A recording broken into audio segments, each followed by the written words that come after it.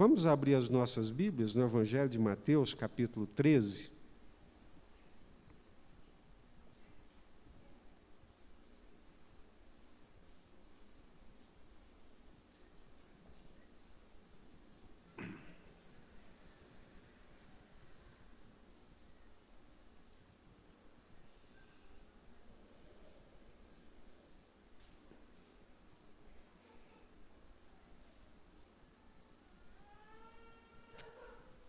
Evangelho de Mateus, capítulo 13,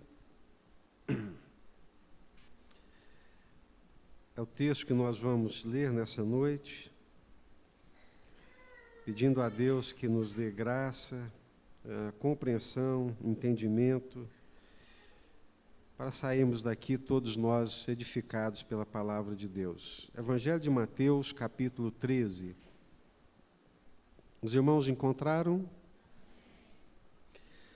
Naquele mesmo dia, saindo Jesus de casa, assentou-se à beira-mar, e grandes multidões se reuniram perto dele, de modo que entrou num barco e se assentou, e toda a multidão estava em pé na praia. E de muitas coisas lhes falou por parábolas e dizia: Eis que o semeador saiu a semear. E ao semear, uma parte caiu à beira do caminho, e vindo as aves a comeram. Outra parte caiu em solo rochoso, onde a terra era pouca, e logo nasceu, visto não ser profunda a terra. Saindo, porém, o sol a queimou, e porque não tinha raiz, secou-se. Outra caiu entre os espinhos, e os espinhos cresceram e a sufocaram. Outra, enfim, caiu em boa terra, e deu fruto a 100, a 60 e a 30 por um. Quem tem ouvidos para ouvir, ouça. Vamos para o versículo 18, aqui na sequência.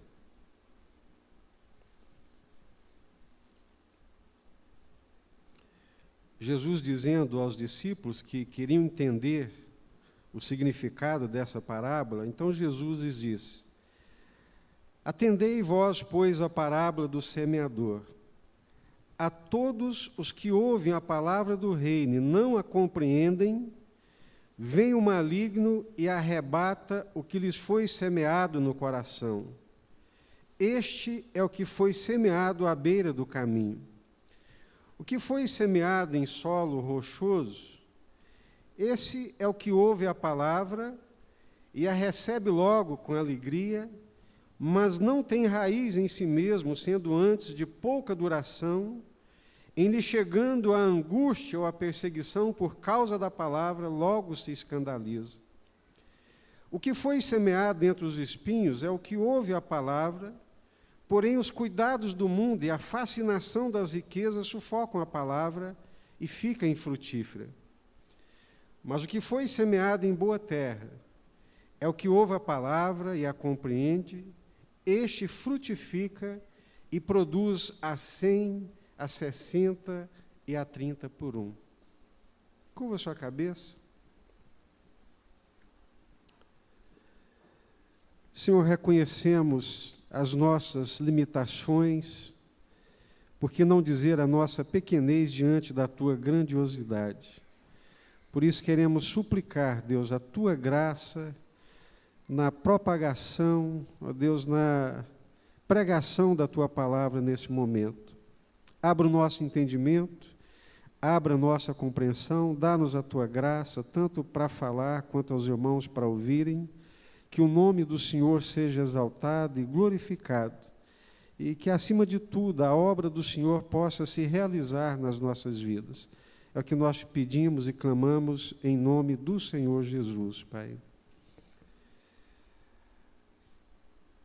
Deus espera que todos nós que o conhecemos e que um dia fomos chamados por Jesus Cristo para sermos dele, Deus espera que nós cresçamos na nossa fé e Deus espera que nós sejamos frutíferos. Prestem bem atenção no que eu estou dizendo. Deus nos chamou. É um fato notório e presente em todas as Sagradas Escrituras. Deus, através da sua soberania, Deus, através da sua graça, Deus chamou a cada um de nós para sermos dele.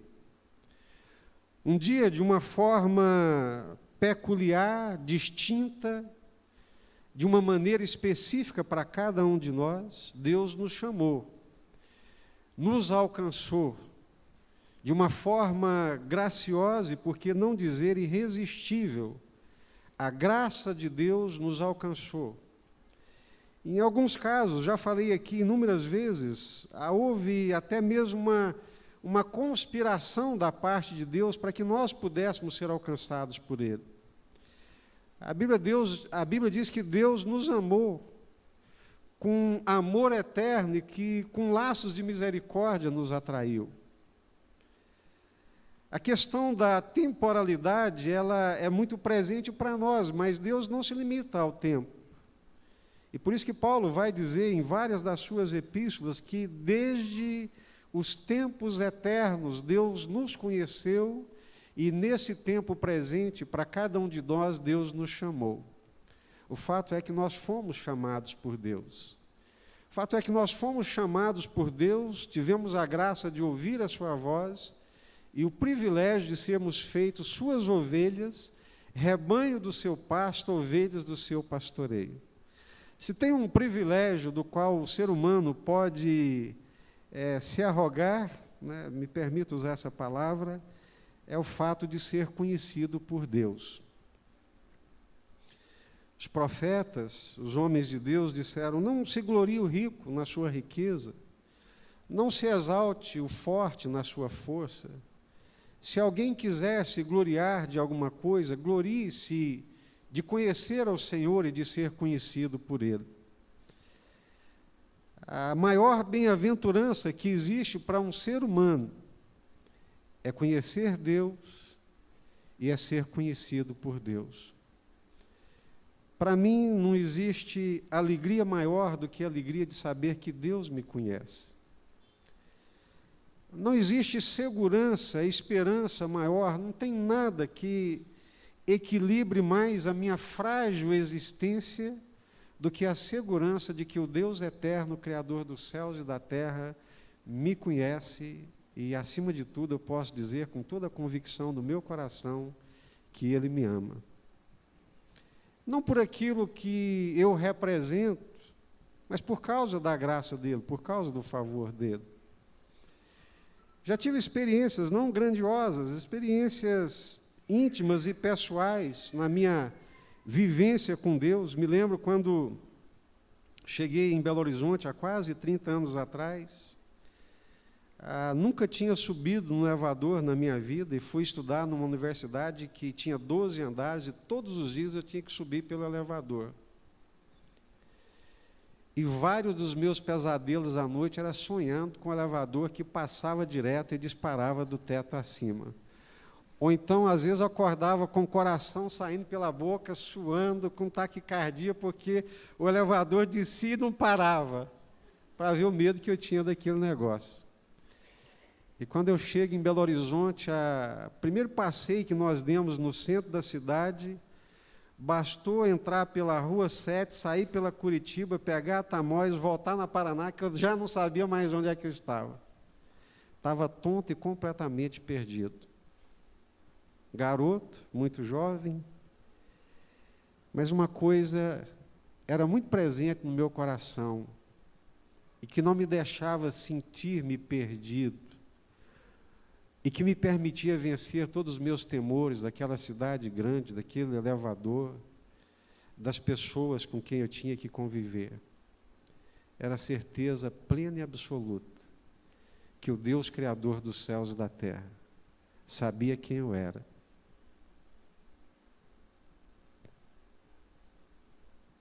Sabia onde eu estava. Sabia que ônibus que eu tinha que pegar. Sabia que eu morava na Rua das Pedrinhas, número 73, em Venda Nova, em Belo Horizonte. Deus nos chamou. Deus nos atraiu para sermos dele, para termos comunhão com Ele, para termos uma vida com Ele, para termos um relacionamento com Ele. E nesse chamado que Deus nos fez, Deus espera que nós cresçamos no nosso relacionamento com Ele. Esse crescimento na vida cristã, esse crescimento na fé, nós chamamos, usando figuras da Bíblia, nós chamamos de ser frutíferos. Deus espera que nós sejamos cristãos frutíferos. Deus espera que haja da nossa parte um crescimento espiritual. A semelhança de uma criança que nasce e os pais se enchem de toda a expectativa e alimentam aquela criança para que ela cresça forte e saudável, fazendo uso dessa parábola, dessa comparação, Deus espera também que nós cresçamos espiritualmente. Deus espera que nós sejamos frutíferos. Deus não deseja que nós sejamos como nuvens que acenam com chuva, mas que nunca chovem. Palavra de Judas. Não o Iscariotes, mas o irmão do Senhor, que escreveu a sua epístola, que está antes de Apocalipse. Nuvens cheias d'água, que prometem chover, mas que nunca chove. Árvores frondosas, que prometem frutos, mas que nunca frutificam. Deus espera que nós sejamos frutíferos.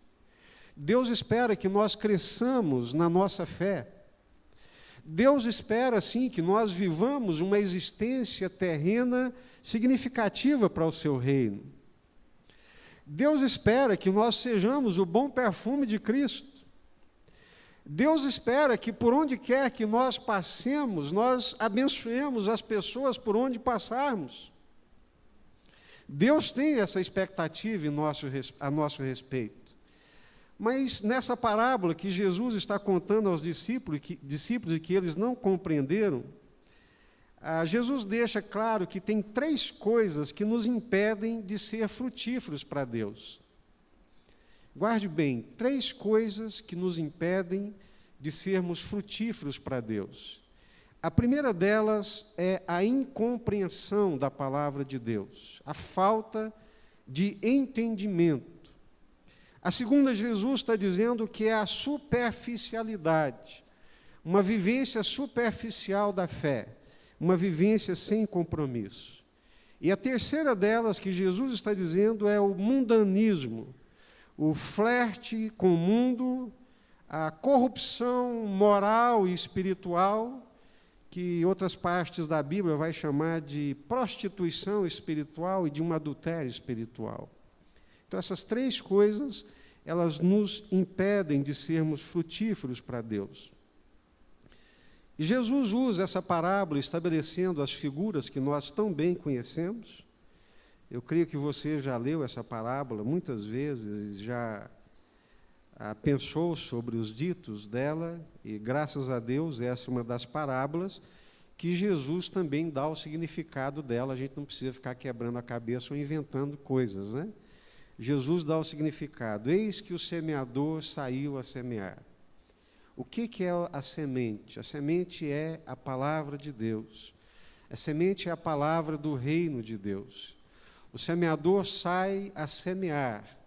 E parte dessa semente que é lançada, parte dessa semente que é jogada, o semeador tinha uma capanga, né, vamos dizer assim, para a gente poder compreender, e colocava as sementes e saía pelo campo jogando a semente no campo. Parte da semente que foi lançada, Jesus diz que caiu à beira do caminho. Outra parte da semente que foi lançada, que é a palavra de Deus, caiu sobre um terreno pedregoso, sobre pedregulhos. E Jesus disse que isso representa a superficialidade. A outra parte caiu entre abrolhos e espinheiros, e Jesus diz que isso é o mundanismo. 3 coisas que nos impedem de ser frutíferos para Deus. A incompreensão, a falta de entendimento. O pastor Antônio estava falando aqui sobre a importância de nós nos habilitarmos, de conhecermos a palavra de Deus, de buscarmos o conhecimento, o entendimento e a compreensão da palavra de Deus. O seminário é um dos instrumentos que Deus usa para poder fazer isso. A igreja é um instrumento que Deus usa para poder fazer isso. Irmãos mais velhos, mais experimentados, são instrumentos que Deus usa para poder nos ensinar, para nos aparelhar. A Bíblia Sagrada, ela é repleta desses exemplos e de formas, caminhos e maneiras pelas quais nós podemos arejar a nossa mente, renovar a nossa mente e aprofundar o nosso conhecimento e o nosso entendimento na palavra de Deus. A única coisa que nós não podemos permitir é o desconhecimento e a incompreensão do conselho de Deus. Eu sempre gostei muito de ler o Spurgeon e sempre me admirei da grande sabedoria que Deus deu para aquele homem. Como um homem que viveu tão pouco, morreu com 58 anos de idade, deixou um legado escrito de conhecimento da Bíblia, que é uma coisa extraordinária para um tempo que não tinha ainda computadores e os recursos que nós possuímos hoje. E uma das coisas nas quais o Spurgeon sempre enfatizava no conselho aos seus alunos, aos seus estudantes, era os perigos de uma mente confusa. A incompreensão e a não assimilação da palavra de Deus muitas vezes passa pelo fato de que algumas mentes são extremamente confusas. Algumas mentes, elas são contaminadas por muitas coisas. Algumas mentes, elas não são guardadas da forma como deveriam ser guardadas. São confusos, a mente não é clara, não possui uma mente límpida, mas, pelo contrário, uma mente, às vezes, muito confusa e até mesmo perturbada. A palavra de Deus, para a compreensão e entendimento da palavra de Deus, exige de nós, obviamente, um certo esforço na leitura, exige de nós um certo esforço também na entrega, na doação.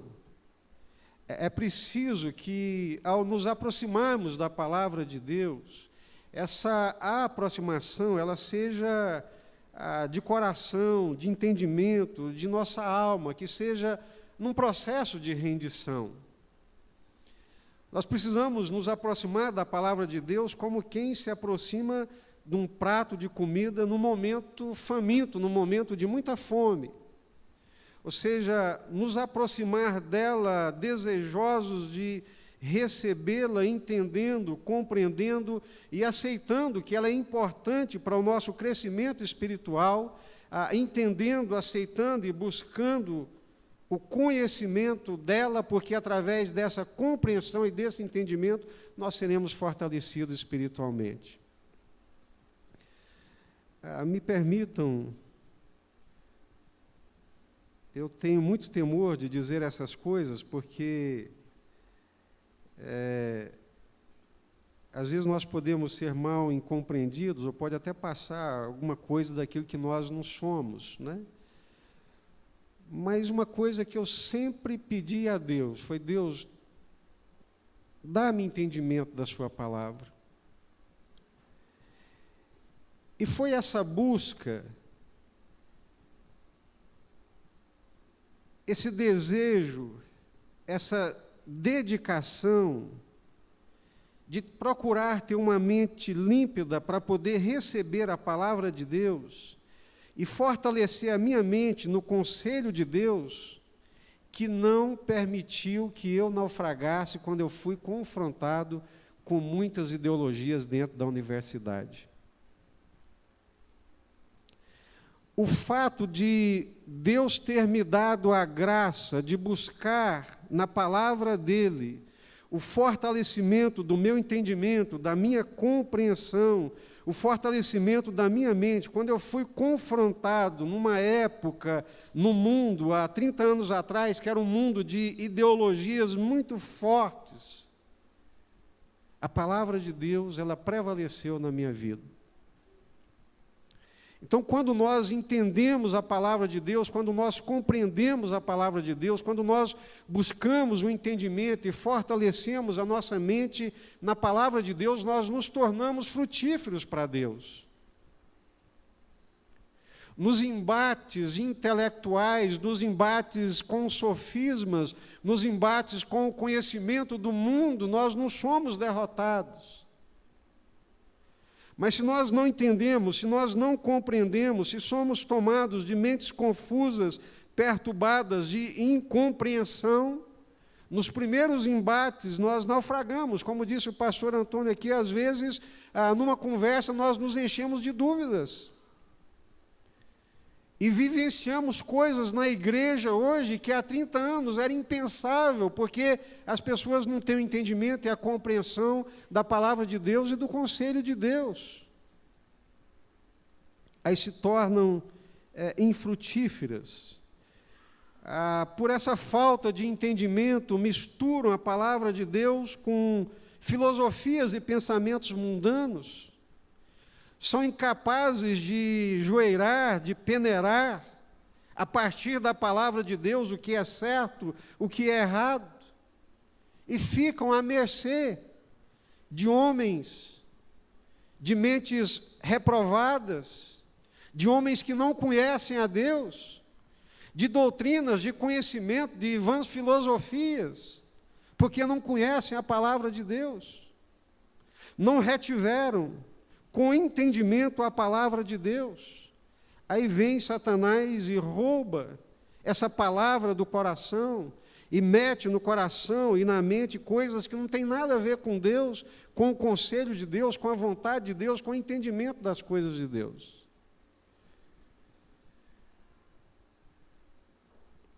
Me parece que numa crescente é a forma como Jesus está colocando a incompreensão. Por isso que Paulo insiste, olha, guardem as vossas mentes, renovem a vossa mente na palavra de Deus, não sejam incautos, não sejam presas de homens de mentes reprováveis e reprovadas, de homens que só pensam neles mesmos, mas não pensam em Deus e no reino de Deus. Mas como é que eu vou saber dessas coisas? A não ser pelo entendimento e pela compreensão da palavra de Deus. Se nós quisermos ser frutíferos, se quisermos crescer espiritualmente, se quisermos viver uma existência terrena, embora passageira, mas marcante para o reino de Deus, nós precisamos compreender a palavra de Deus, precisamos entender o conselho de Deus, precisamos entender com clareza, com limpidez a vontade de Deus. Na sequência vem a superficialidade, né? Com certeza em decorrência dessa má compreensão. O que é essa superficialidade que Jesus está dizendo? São pessoas rasas na sua fé, que não aprofundaram os seus laços e os seus vínculos de compromisso com Deus. A aliança com Deus é uma aliança frágil e facilmente negociável. Jesus está dizendo que essa manifestação de fé superficial, essa superficialidade nos vínculos e nos compromissos com Deus, se assemelha a uma semente que cai sobre pedregulhos. E a forma como Jesus disse me chamou muita atenção. Olha só, as ações que indicam pessoas precipitadas e irrefletidas. Ouvem logo, recebem logo e também desistem logo. Tudo é repentino e momentâneo. Irmãos, às vezes eu fico assim, boquiaberto com a facilidade com que algumas pessoas, independentemente da idade, abrem mão dos valores da fé cristã. Eu fico assombrado como que algumas pessoas renunciam de uma forma tão fácil, renunciam os valores da fé cristã,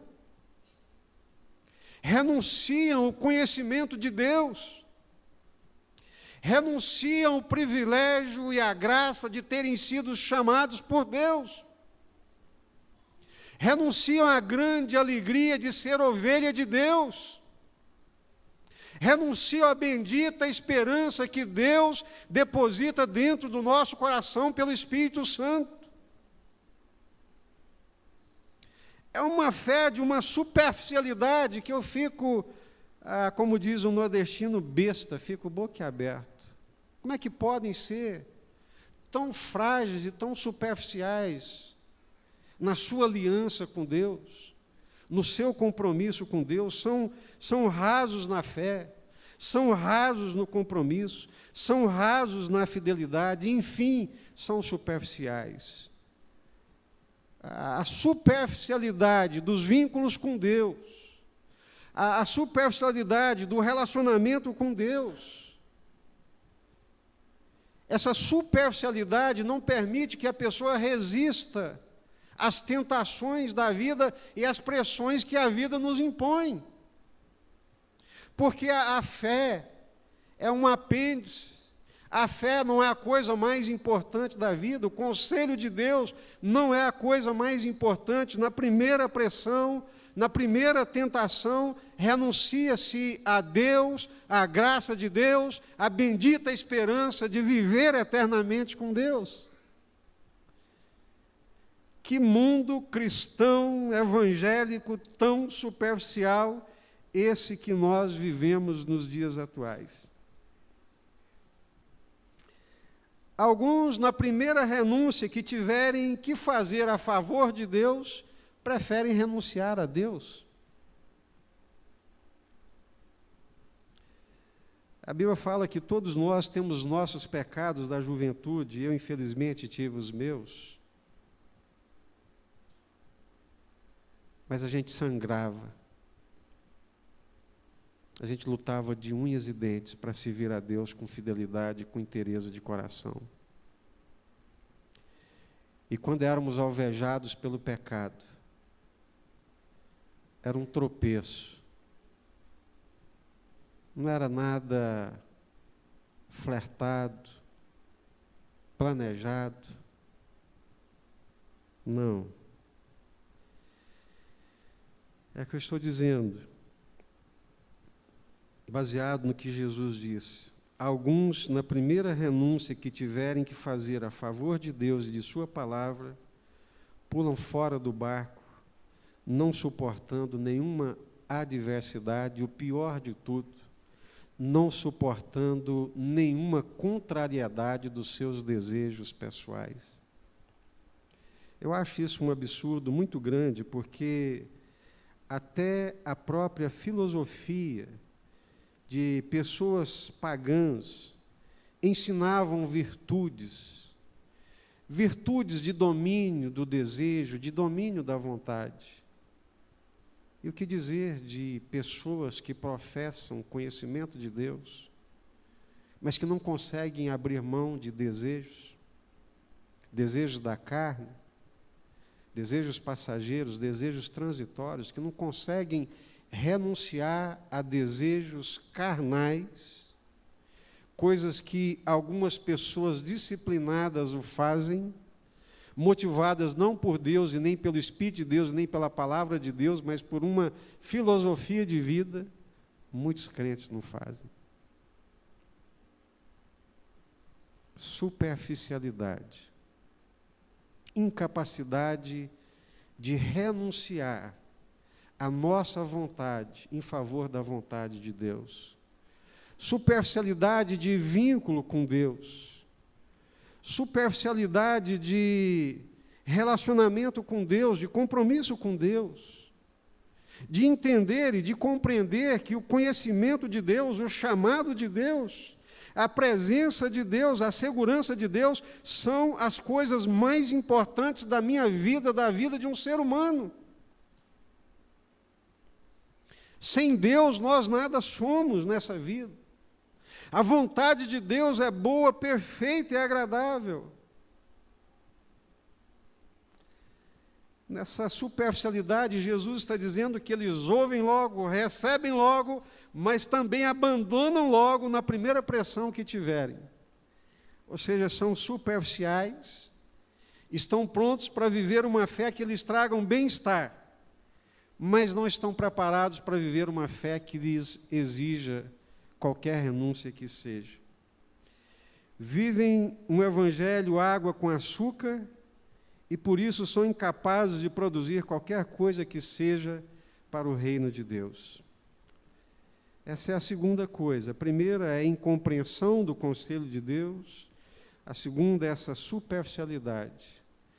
Se os nossos vínculos relacionais com Deus, se os nossos compromissos com Deus forem baseados em alianças frágeis e superficiais, nós não vamos crescer espiritualmente. Nós só crescemos espiritualmente quando nós nos comprometemos com Deus, com a palavra de Deus, com o reino de Deus, com a vontade de Deus. Aí Deus faz milagres extraordinários na nossa vida. Aí nós crescemos de fé em fé, crescemos de glória em glória, e quando nós nos damos conta, temos crescido em direção ao varão perfeito que é o Senhor Jesus. Terceira coisa que Jesus chama de espinheiros e que depois conta para os discípulos, que é o mundanismo. Jesus está dizendo que alguns começaram bem, a semente até começou a brotar com força e com vigor, mas foram sufocados pelos cuidados com o mundo. Aí é um ponto extremamente difícil que vai exigir de cada um de nós graça de Deus. Deixa eu contar um segredo para vocês aqui nessa noite. Você sabia que o mundo te quer? Você sabia que o mundo disputa o seu coração?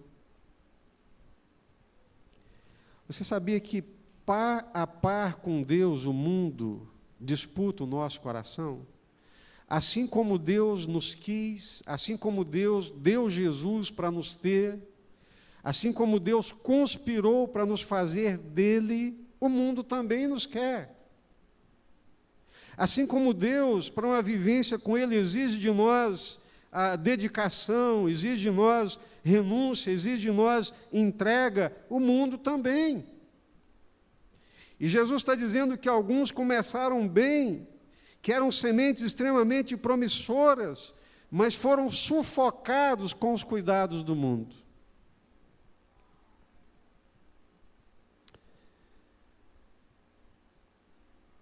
E como viver nesse mundo, se livrando dos cuidados, com tanta conta para pagar?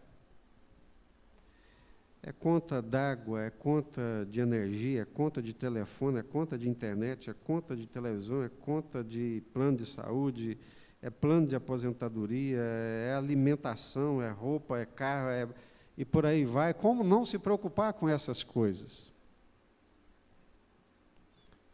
A pergunta é: como não permitir que essas coisas se tornem as coisas mais importantes da nossa vida, ocupando o lugar de Deus?